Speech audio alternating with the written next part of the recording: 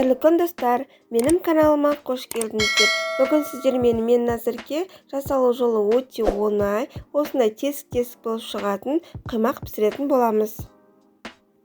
Алдымен ыңғайлы тұсымызға 2 жұмыртқамызды жарып, қасықтың ұшымен тұзымызды салып, 3 ас қасық қантымызды салып, бәрін біркелкі венчикпен араластырамыз.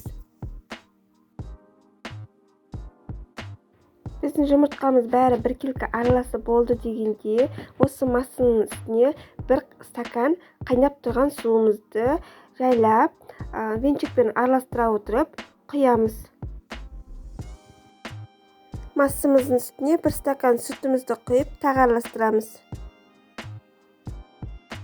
1 стакан ұнымызды електен өткізе отырып, осылай жаймендеп, венчиктің көмегімен немесе миксердің көмегімен араластырып, біркелкі масса болғанша араластыруымыз керек.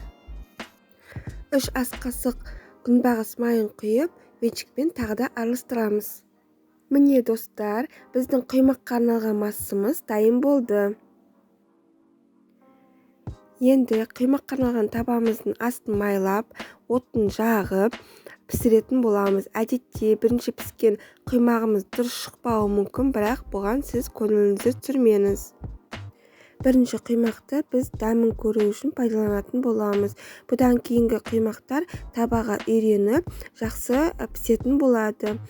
Құймақтың бір беті қызарды дегенде, пышақтың көмегімен екінші бетке ауыстыра отырып, дәл осылай видеода көрсетілгендей пісіріп алатын боламыз. Және де байқасаңыздар, менің құймақтарымның орта жағы ақшылдау болып тұр. Бұл табаға байланысты.